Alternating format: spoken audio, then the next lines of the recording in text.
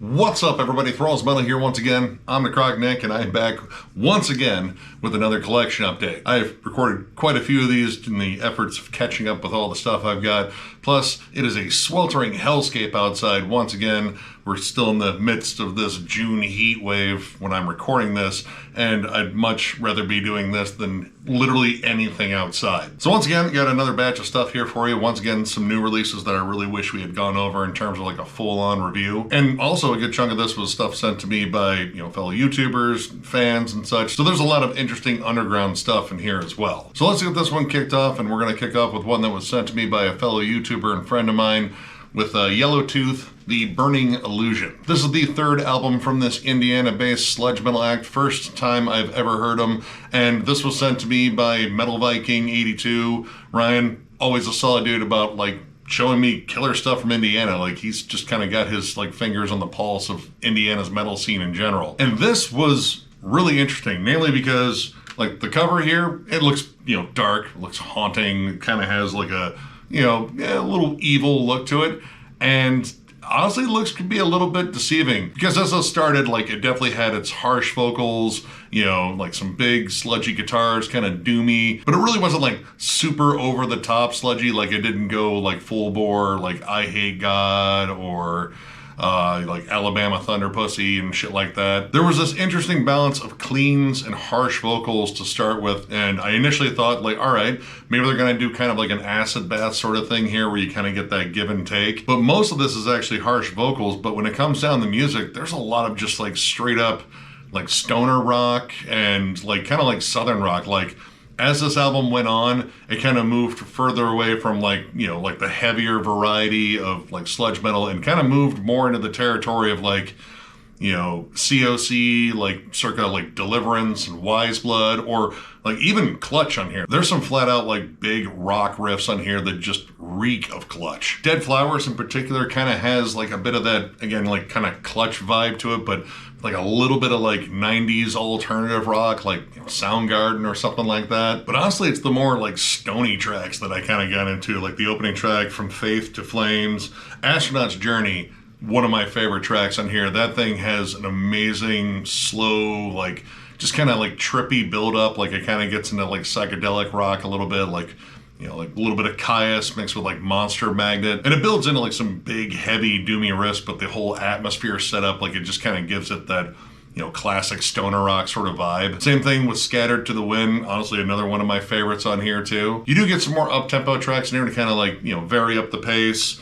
Atrocity and The Illusion are a little bit more up-tempo rockers, and then the last track, Lazarus Syndrome, it has elements of thrash and classic heavy metal in it. Really was not expecting that at all. Now, while I really like the music on here, again, this mix of good bluesy, sludgy, kind of stony riffs on here, the songs are catchy. But I found it kind of odd that the clean vocals kind of disappear for a good portion of this album. They open up with them, and then it's, kind of a give and take between those and the harsh vocals, but then they disappear for kind of a long stretch on this album. And honestly, with as melodically geared as this album is, because it's very catchy and there's a lot of tuneful hooks on it, I feel there probably should be a little bit more in the way of clean vocals. But overall, dug this. This was pretty solid. If you're a big fan, again, of Pepper era, COC, definitely a bit of Clutch, a little bit of Caius in there too, and maybe a little bit of Crowbar here and there, check this out. Pretty good stuff. And once again, thank you, Ryan, for sending me this. Always appreciate, you hooking me up with cool shit from Indiana, man. Changeling, self-titled. This is the debut album from this progressive death metal / technical death metal supergroup. Man, there's been a lot of hype around this, and I totally get it. This band features current and former members of bands like Obscura, Vervum, Fear Factory, and Alkaloid. All those bands I really dig. A lot of you guys brought this up in the comments. I know Melty gushed over this one too, and I really wanted to review it, and especially wanted to review it with John, but we just didn't have time, and oh my god, this is nuts. This could possibly rival Alkaloid in terms of its technical and progressive prowess. The musicianship on here is otherworldly. I mean, you have a lot of star players on here. Mike Heller is on drums, Christian Munzer is on guitars. I mean, that's already enough there. I can't quite remember everyone's names in here, but I believe the vocalist from Alkaloid is handling most of the vocal duties on here. And this is just wild. Like, some of the craziest compositions I've heard from any of these guys. This is both technical, almost kind of avant-garde at points, but lots of progressive flourishes. The songs just have these absolutely wild transitions, and there are so many fucking guest musicians on here. You have, oboes and I believe saxophone, like some, woodwind stuff. You have horns, you have extra percussion. There are string sections. There's extra like choirs and such on here, I believe. It is so absolutely loaded, but here's the thing, it doesn't come across as like a convoluted mess, because there are points where you try to add so much, it becomes just, a little bit too much. It's like the whole walk hard, I need an army of didgeridoos thing. Like, I feel like sometimes you can kind of just get too excessive with all the layering and instrumentation, but this didn't do that. The songs are broken up very cleverly. You have huge, monolithic, just giant-sized riffs to like really cool proggy passages to just flat-out tech death. A lot of this feels like a jam session between like Obscura and Cynic at points. There's tons of jazz fusion moments, and all the extra instrumentation really contributes on here too. Like, the strings come in at really solid points. The vocal variety on here is nuts. This is soaring, but there are points in here where it just sounds absolutely evil as fuck. The title track and the song Abyss in particular are probably two of the heaviest cuts on here, and they sound absolutely twisted and dark. They're bending, lurching riffs. And this album is broken up into chapters, and I mean, it probably should, because it's like, I want to say over an hour, but each one of the chapters is different. Like, you get a lot more of like the more Obscura geared, like tech death stuff in the first chapter. Instant Results, Falling in Circles, World, What World? That's a great title. Chapter 3, which is just one track, but it's pretty long, Abdication. Lots of like just classic prog rock sort of nuance to it, like little bits of like Yes and Gentle Giant kind of peppered in there. And the closer, Anathema, is like a 17-minute epic. This album is remarkable. Honestly, as far as like tech death and prog death this year, this is damn near the top of, the list that I've heard so far. Might actually be a year-ender for me too, I'll be honest. This is a remarkable piece of work here, and like legit, all the hype that everyone was giving it, it's worthy of all the hype. It really fucking is. If you're a big fan of, kind of like literally all the bands these guys are in, especially Alkaloid and Obscura, but also like Cynic, again, like classic prog. There's even some like Morbid Angel nods on here, and almost kind of like Meshuggah-esque moments too, but like earlier Meshuggah. I don't know, if any of that sounds good, check this out. This is an absolutely wild album. Impurity, The Eternal Sleep. This is the debut album from this Swedish death metal act.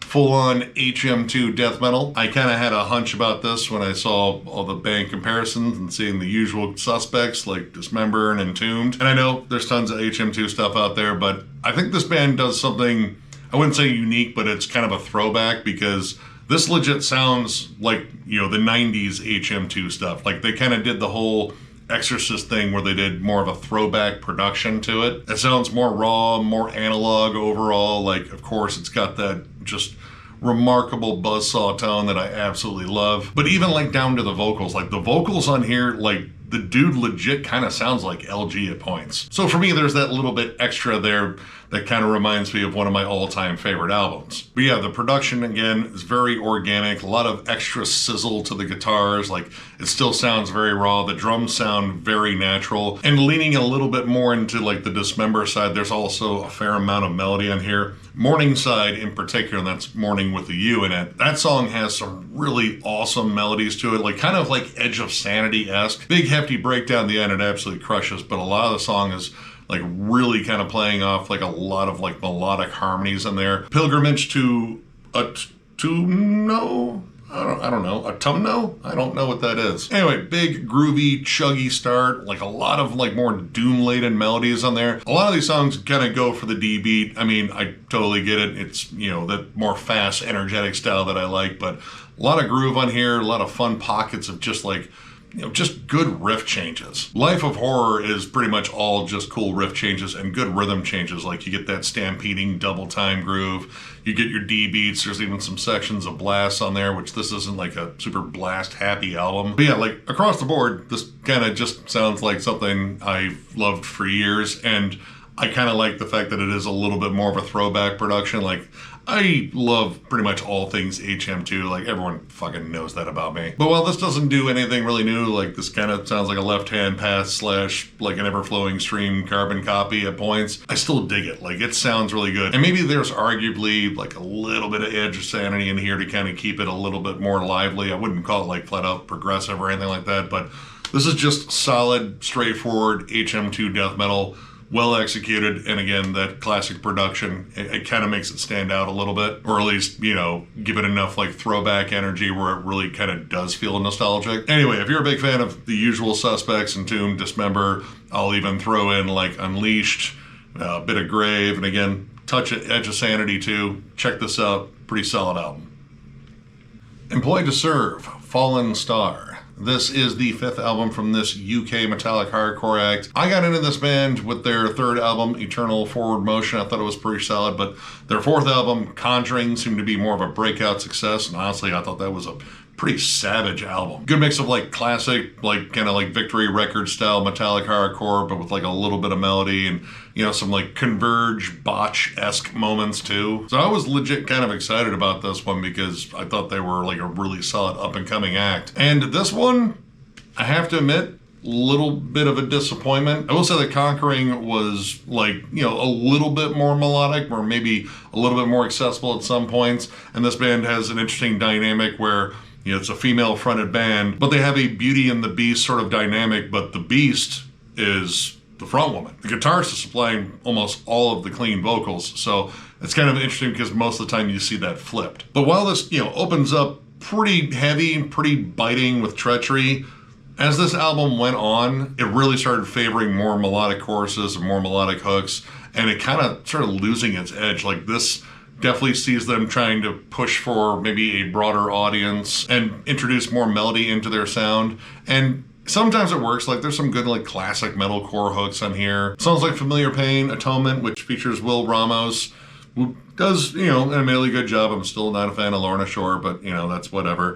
Whose Side Are You On, which features Jesse Leach, which, I mean, if you want to go for like an old school melodic metalcore kind of vibe, well, that's kind of the guy to get. But yeah, they're heavy, they're biting, but they still have good melody. I mean, Familiar Pain, there's moments on there that have like some flat out like death metal riffs to them. Now Thy Kingdom Come has a good thrashy bite to it, but I feel like they inject those clean metalcore choruses too often, and it kind of takes away from it. That and the music, I feel, again, a little bit more geared toward melody. It doesn't have those jagged, like kind of like Cole-esque moments on it that I really liked. The squawky alarm clock riffs, like the weird drum patterns and such, like, Converge, Every Time I Die, it's missing that, and that was the thing that I really liked about it. And, I know they want to definitely branch out, grow their sound, etc. You can't stay the same forever, unless you're AC/DC or 311 or all right, maybe you can't stay the same forever. But I get wanting to experiment, grow your sound, maybe reach out to a broader audience, but I feel like, some of this kind of dulls the impact of what at least I initially kind of signed up for with this band. It's by no means terrible, but I don't know, I feel like they're kind of like, patting their punches a little bit on here. And, the favoring of all the melodic choruses, I don't know, like it just doesn't resonate with me as much. Still though, if you're a big fan of metallic hardcore and you like it a little bit on the melodic side, I'll say that. Check this out. Pretty solid album. Like, again, it's got solid riffs. It's still heavier than hell in spots. It's just not quite as good as the last two in my opinion. Impaled Divinity, Delimbing the Extirpated EP. This is the second EP from this Tennessee one-man brutal death / slam band. This is part of a large gift package that I got from one of our subscribers who, forgive me, I forget his name. But he was kind enough to send me a package full of a bunch of stuff, some of which I'm not going to show because, stickers and guitar picks. I got a hat for a band that I can't even make out what their band name is. But I'm at least going to go over most of the CDs he gave me because one of them, I already know the band. I know 100% I don't like them. And that'll probably go in a giveaway, which... I'm not saying like the band sucks, just saying I don't like them. Who knows? I mean, you guys might think they suck too. Different strokes for different folks. Anyway, I will show one fun thing that was in there though, and you'll probably see it in the thumbnail. And I don't know, I might have to bring this to at least a local show because I'm not going to travel with this in my fucking car all the way to like Detroit or something with this. But yeah, as far as this is as advertised, straightforward, brutal death slam, like heavy on the slam grooves. The gentleman that helms this project, one Zach Plunkett, you'll hear his name again because I guess the guy that sent me all this stuff, he went to a show where one of his bands was playing and he was selling off all the stuff. But yeah, this kind of like checks off most of the list in terms of like stuff you expect from slam and brutal death metal.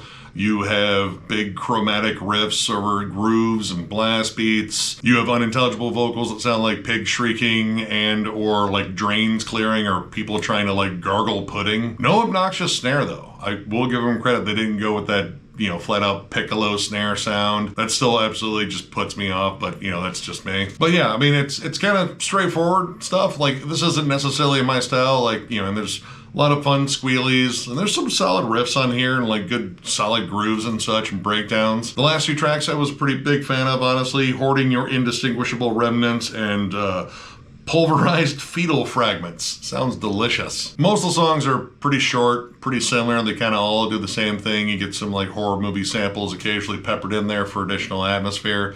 It's all right, but again, I'm not like the biggest slam fan, so you know, I don't know if I'm like the best judge in it, so I'm, you know, just going to direct you down to the links down below and you can jam it. And if you're a big slam fan, you can tell me if this is really good slam or this is just like kind of mid-tier slam or this is shitty slam, because I really don't know. But overall, I thought it was all right. It was fun. It was gory. It was grimy. And I feel like baseline, that's, you know, kind of what most slam fans want out of slam anyway. So yeah, if you're a big fan of slam and brutal death metal, I guess, like maybe like Sanguisugabog, maybe a little bit of Devourment, I don't know, maybe a little bit of Gorgasm too. Check this out. It was pretty decent. Crypt, Great Spawn of the Worms of the Earth. This is the second EP from this Georgia-based black and thrash metal act. Another one that I got in this bundle from I can't remember his name, I'm sorry. These next 4 are also from him too, just for the record too. But anyway, hadn't heard of this band. I saw the name and I initially thought it was Krypt, the Finnish band. Totally wasn't. But this was pretty solid. And honestly, maybe like a little bit misleading in terms of like being black and thrash, or at least on this EP, because it was only the first track, Burden of the Beast, that I really got like the heavy blackened aspects. Like you get the cold tremolos, but you also have that thrashy, like DB driven energy, lots of machine gun riffs and such. But the rest of this almost kind of feels like a hybrid of like, you know, vicious metallic hardcore and thrash. Like this thing is gnarly as fuck, and honestly, out of this entire package, this was probably my favorite thing he sent me. The opening track again has like a slightly different vibe than the rest of the EP. Good long instrumental build up, but again, it's got the more blackened aspects. The rest of this, again, just full throttle thrash and just vicious as hell. The production's raw as hell. The guitars have this great chunky sound to them. Vocals are a little bit more like hardcore-ish or almost kind of like death metal at times. And this is mostly instrumental too, because there are long periods of just like instrumental lead-ins, like Incinerate, Eviscerate. Much like the first one, it just kicks down the door with a long instrumental section and just keeps building up the thrashy energy. The song's absolutely vicious. And there is a full-on instrumental on here called Corruption, which is short but packed with killer riffs, a little bit more groove to it too. The last track has some good like hardcore inspired gang vocals on it. Yeah, it's a short listen, but man, this is absolutely killer. And I would 100% love to see this band live, and I definitely want to check out more by them. In terms of like the fans of stuff, like, man, I would probably go with like more thrash and hardcore related stuff. Like there's elements in here that it kind of sounds like Terror, Ingrown, killer band out of Idaho, which I'll be going over in another collection update, spoiler alert. I'd be lying if I didn't hear like some Slayer-ish riffs here and there, but yeah, this is just killer. And you know, I kind of wonder if other releases are like a little bit more blackened in terms of like, you know, the fusion and such. But honestly, I'd be fine if they just did like more of the thrashy hardcore stuff, because that shit absolutely rips. But yeah, if any of that sounds good, check this out. This is a banger from start to finish. All right, we have a pair here from Abated Mass of Flesh. We have their third album, Eternal Harvest, and we have their 7th EP, Not Burned. And this is a Tennessee-based brutal death metal / deathcore act. Never heard of these guys before, but this is the other band that features one Zach Plunkett, so this guy is a man of many bands. And this band is a family matter because he actually has his brother Matt on vocals. And this is pretty much as advertised. It's a good balance between brutal death metal and deathcore, like a little bit heavier on the breakdowns, and even the vocals have like a little bit more dynamic to them. Like it's not just all the deep gurgles and squeals you associate with brutal death metal and slam. Like there's a little bit more in the way of like, you know, hardcore-ish roars that show up every now and then. In comparison to Zach's other project, I would say this definitely has more variety in terms of the riffs. The guitars sound much different on here. Heavy, down-tuned, chunky guitars, and a lot more in the way of atmosphere. They have two guitarists, but, you know, they kind of use the second guitarist to pretty much just add like these like dreary atmospheric melodies behind them. Out of the two, I kind of favor this one, not only because it has more songs, but I think there's just like a little bit more going on.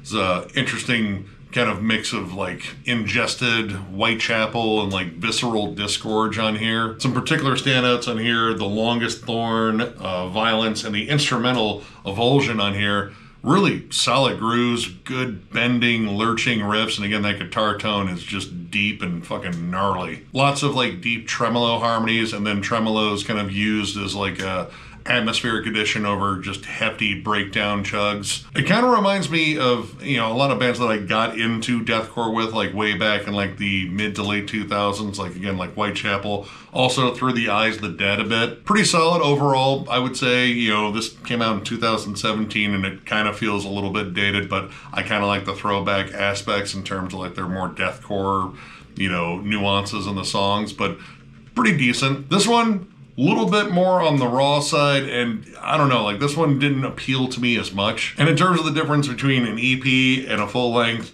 this EP is only a minute shorter than this full length, so I don't know. I mean, this one definitely has more tracks, but yeah, I don't know. I suppose you could probably call this a full length too. I don't know, whatever. The opening track on here, Too Late, I will admit it kind of starts off in a pretty appropriate fashion. You have a slow, lumbering breakdown and one of the longest drain-clogging growls I think I've heard in terms of, well, at least this batch of music. But production here, I don't think is nearly as good. Like, the vocals feel way more out front, and, I mean, they're, you know, kind of just okay on this one. The songs feel a little bit more stripped down overall, like they kind of just like riff and groove a bit. Like, you know, Lock Up and Fleeting have, yeah, like a little bit of like old school death metal kind of like peppered in there. And while I'd say like the atmosphere might be more dark and sinister on this one, the songs aren't necessarily that like gripping. Like, they're a little bit on the dull side, honestly. Gun to Your Head was probably like the biggest standout for me in here because you get some slightly techier riffs. There's a little bit more in the way of like atmosphere that really kind of, you know, melds in with the song a bit. But outside of that, like, this one was just kind of okay. Again, I'm picky with deathcore and I'm picky with brutal death metal. These were, you know, pretty decent ones. Again, I would favor this one a little bit more overall. But again, if you're a fan of like deathcore and like specifically that early first wave of deathcore back in the mid to late 2000s, check it out. And this still has some like brutal death metal kind of punch to it. I wouldn't necessarily call it very slammy, but it's got a couple of moments here and there. But yeah, overall, pretty decent. Check them out. Geisterfaust, Servile Mirrors of Animosity. This is the second EP from this German blackened sludge act, another band that I have never heard of before, but the label I definitely know because Morbid and Miserable is based here out of Toledo. So I've definitely listened to like blackened sludge before, and I would say like blackened sludge is pretty damn accurate. Opens up with, I mean, just droning feedback and what sounds like, you know, the Tasmanian devil shrieking over said feedback. But as the album goes on, you get these, you know, thick, very distorted, just hefty guitars and just raw, dank, ugly production, which I think this might be live. Like, there are points in here where I hear like live crowd sounds, like people talking in the background. You know, it doesn't sound like the biggest crowd, not knocking the band, but I think this might be live. Like, I can't remember if this was, you know, like listed as being recorded live or performed live. I don't know. But it has a very live vibe to it. And I mean, overall, like, I would say it's kind of comparable to like Lord Mantis, but I mean, not as good. Again, the live recording, you know, for a live recording, it sounds pretty good, but for an EP, it kind of sounds maybe a little too raw in spots. Musically, though, like, it's got some interesting stuff on here. Like, it's not all like slow, lumbering, just like sludginess with like a blackened sort of aura to it. Foul Spine has some like legit death metal moments to it, like some heavy tremolos. It sounds a little bit more aggressive. And Hang Them High, which is like probably my biggest standout on here, it has kind of like a reggaeton sort of beat to it, which I thought was really interesting. Like, it's got this fun bouncy groove, and despite like a reggaeton beat kind of sounding a little bit more, you know, upbeat overall, it does lead into like some absolutely punishing breakdowns on here. I will say I'm not like the biggest fan of the vocals in particular. Like, they just sound, I don't know, like it's kind of like a very standard scream. At points he sounds very exhausted. Again, it might be a live performance, so, you know, he might have been completely gassed going up there. He might have had a lot to drink before going up there. I don't know the story. But overall, like, there's a lot of like good solid riffs on here, and musically I do dig this. I kind of want to check out the band's other stuff just to get like, you know, an idea of what they sound like in the studio, because again, I think this might be live. But again, overall, if you like Lord Mantis in particular, and I would even say like a little bit of Buzz Oven as well, check this out. This was a pretty decent listen, and again, I want to check out more by him. Vac, L'Ombre de la Solitude. Not sure I said that right, but I know that the name is an acronym for Vinland Anti-Christian Commando. And obviously that's Commando with a K. Anyway, this is the first full length from this Canadian raw black metal act. Another one that I haven't heard of before, and this is the last one that was sent to me by whoever sent this to me. Again, I'm sorry. Now, every track in here is in French, or most of them are at least. It really won't matter because this sucks. Now, generally, I try to find the merits of, like, recordings and such, like even stuff I don't like. I'm sure it'll find its fans. I will go as far as to say that even as far as raw black metal that I've listened to, which I've listened to quite a bit, and again, I'm not like the biggest fan of it, but some of it is well executed. This is not fucking that. This is kind of just bad all around. First off, production. Okay. It's raw black metal. It's, generally raw black metal doesn't sound great, but some people really like the very, very lo-fi stuff. But I have heard raw black metal where it's at least mixed well. Like, yeah, you have the tinny guitars, and again, it's all lo-fi, but this sounds like absolute dog shit. First off, the guitar tone sounds like it's being played through a fucking Fisher-Price speaker from the 1980s. It is thin, it is listless. There's like no heft to it. The vocals, while very theatric, sound like they were recorded inside of an old storage unit. And the drums are there and being played. And that's about all I have to say about that. Together, it sounds like the shittiest lo-fi, like, mid-2000s cell phone fucking recording I think I've heard in a while. Now, bad production aside, sometimes there's something salvageable in the music. Not in this case either. The music itself is just bad. It's very poorly constructed. It's just a lot of atonal strumming and blasts and ghoulish vocals every now and then. The transitions are clunky. It doesn't even sound like it's composed seriously. Like, I don't know if this was like satirical or, maybe this was like middle school Battle of the Bands black metal that, like, you know what? I think we're good enough to put out an album because our parents encourage us to do it and they think we're awesome. Also, they might be our only fans. Like, there's not even a lot of memorable riffs on here when they decide to get riffy. Like Black Plague, which thankfully is in English. That's the nicest thing I can say about it. It just drones on this like fucking bland my first riff fucking just monotony, and it just goes nowhere. Most of this album I was waiting for something to stand out. Like, even the vocals, while they're theatrical, they don't sound good. Like, dude sounds like, you got Attila from fucking Wish or Temu. There's moments on here where it sounds like he's trying to do bird noises, and then the other moments it just sounds like he's fucking shrieking into a toilet. This is so bad that I'm glad the band didn't send this to me, because I would still be saying the same thing, and Especially if they said, oh, this is our masterpiece. I'd be like, ah, fuck, is it? Because in that case, I'm glad this band has been on hold forever. And you know what? Until they learn how to play their instruments or record music, maybe stay that way. Yeah, this was awful. I tried coming back to it, like, all right, maybe there was something I missed. On the second listen, I only made it halfway through and turned it off and just gave up on it, much like this band gave up on recording music. This is legit like the perfect storm of bad. The only thing that could have made this worse is if, you know, as soon as you opened up the CD, it instantly smelled like stale pee. So yeah, I don't know what to recommend if you're a fan of, like, I suppose if you like raw black metal, yeah, sure, check it out. Maybe you'll think it's good. I don't. That's about all I got to say there, but yeah, listen at your own risk and know full well that you will never get this time back. So, yeah, that's it.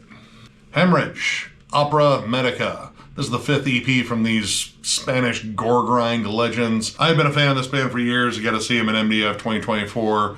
Amazing set. They were an absolute fucking beast live and just grossly entertaining. Emphasis on gross, and yeah, this is just absolutely killer, riffy gore grind. Again, these guys have kind of like modeled their sound after, I mean, a little bit of Reek of Putrefaction for sure, but I would say more Symphonies of Sickness. There's a lot more riff dynamic. There's a lot more in the way of like different tempos and such, like it's not a steady blast. And even the production, it feels more similar or more akin to the production on Symphonies of Sickness.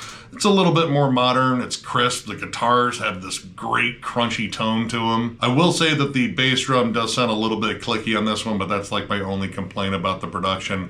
The vocals sound ravenous and twisted, but I love the songs. The songs are just fun. They're grimy, but you know, they surprisingly have like some nuance to them. Nomenclature, Pathologicum in particular, I love that one. Really cool D beats and fun riff changes in that one. It's a little bit gloomier too overall at points because a lot of this is just ravenous and fast and just kind of gross sounding, which if you're a gore grind fan, that's pretty much exactly what you order every time. As far as like gore grind goes, like I prefer my gore grind a little bit more on the riffy side. Like, yeah, like the ones that are just hyper gross and it's like just blast beats and a drum machine and just distorted riffs and fucking twisted vocals. Those are fun, but they're a little bit more of a novelty. Like Hemorrhage, I appreciate for the music because I think they do construct solid songs. And while they're not like lavish and technical and anything like that, they're really well done. And this one had a fun little bonus surprise with an awesome cover of Dismember's Death Vocation. They absolutely crush it. And I like the fact that while it just kind of sticks to the song, they still kind of just make it their own by just being a vastly different band than Dismember. So yeah, pretty much an all killer, no filler EP here. If you are familiar with Hemorrhage at all, you know exactly what you're going to get here. But if not, and you're a big fan of bands like Exhumed, of course, Early Carcass, Impaled, of course, check this album out. Check this band out in general if you haven't heard them before. These guys are just outright fucking fun. And honestly, I kind of hope they make a repeat performance at MDF sometime in the future because as far as like grind bands I've seen at MDF, they are definitely among one of the favorite ones I've seen. But yeah, check it out. Good stuff. Melvins, Thunderball. This is the 28th album from these Washington grunge, sludge, whatever the fuck the Melvins are. They're the Melvins. That's pretty much all you gotta say. I've been a fan of this band since high school when I heard Houdini and Stoner Witch. Been following them pretty much ever since. I don't think I own all their albums, but I'm getting close. It's hard to keep up with them though because they just keep churning out albums. And I was a big fan of their last one, Tarantula Heart. That was actually a pretty fun review. This one, I might like a little bit more. Within these last few albums the Melvins have released, they've kind of returned a little bit to their earlier sound. Like, this isn't like Gluey Porch Treatments or Ozma, but it kind of has almost a similar vibe to, you know, I would say, you know, Stoner Witch, maybe a little bit of Stag. They're back to being heavier, sludgier. Like the opening track in here, King of Rome, like, the main riff behind it is sludgy and dirty. Of course, you have Buzzo oddly crooning behind that and his weird but very catchy vocals.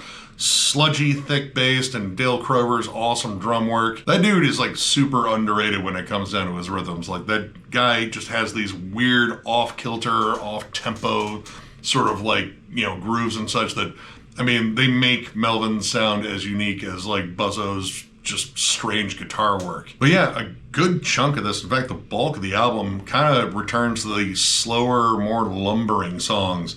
The last 3 tracks in here, which is like the bulk of the album, Short Hair with a Wig, Victory of the Pyramids, and Venus Blood.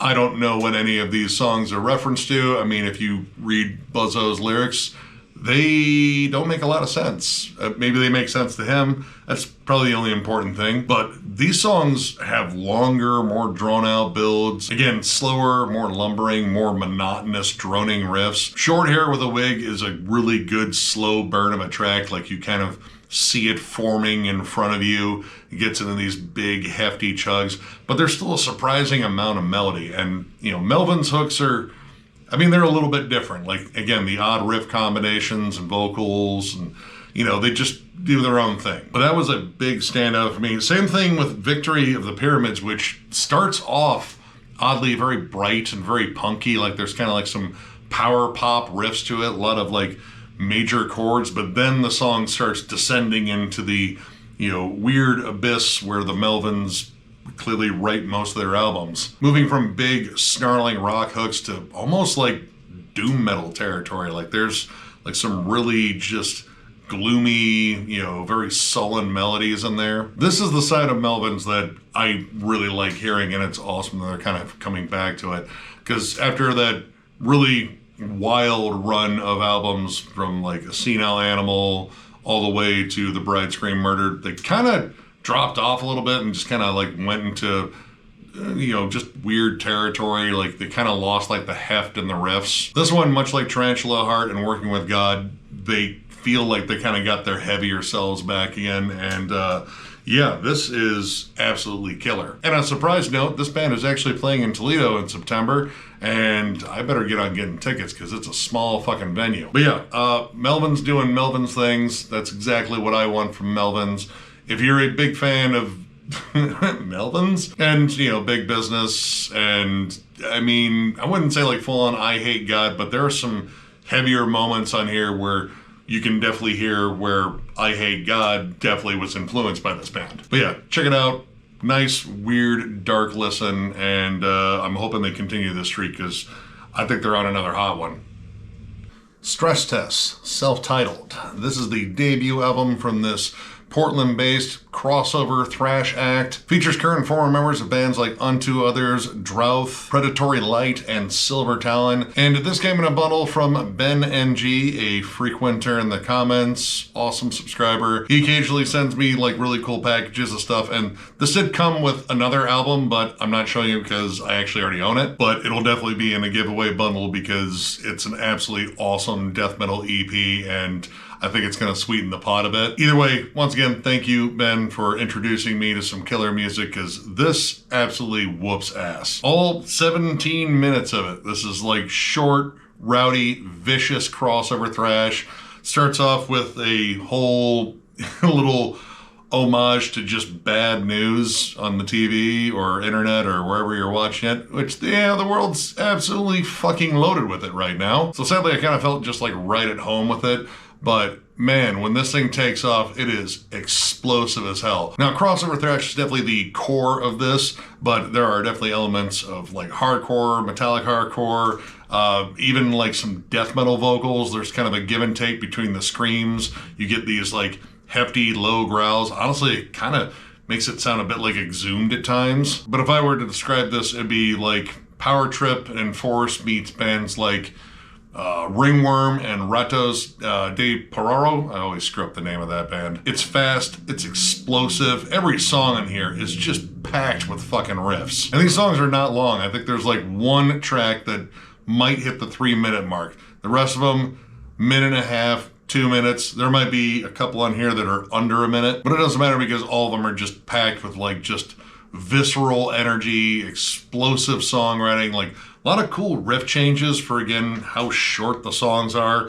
It sounds like Eternal Bliss, Suffer, Bastard Behavior, just snarling thrash riff after snarling thrash riff on here. And if they're not thrashing your face off, you get like some good hardcore breakdowns every now and then. And then, you get down to a song like God Sucks, which, yeah, no, kinda. That song's a straight up grindcore song. Like, it's blast beats, you get the alternating vocals, it's more grindy, you get like a good hardcore breakdown on there, but this is a song that wouldn't sound like completely out of place on like a fucking Pig Destroyer album. Yeah, I just flat out dig the fuck out of this. Like, every song in here absolutely whooped ass. It was easy to keep coming back to. It's great for fucking short drives too. I can listen to almost the entire album on a trip to the grocery store and then play it again on the way back and hopefully not get a speeding ticket. Honestly, one of the best ways to describe this, if you've been to MDF, this is pure MDF soundstage energy. Like, I legit want this band to play the soundstage at MDF because I have a feeling it would be like the rowdiest fucking set. If you're a big fan of,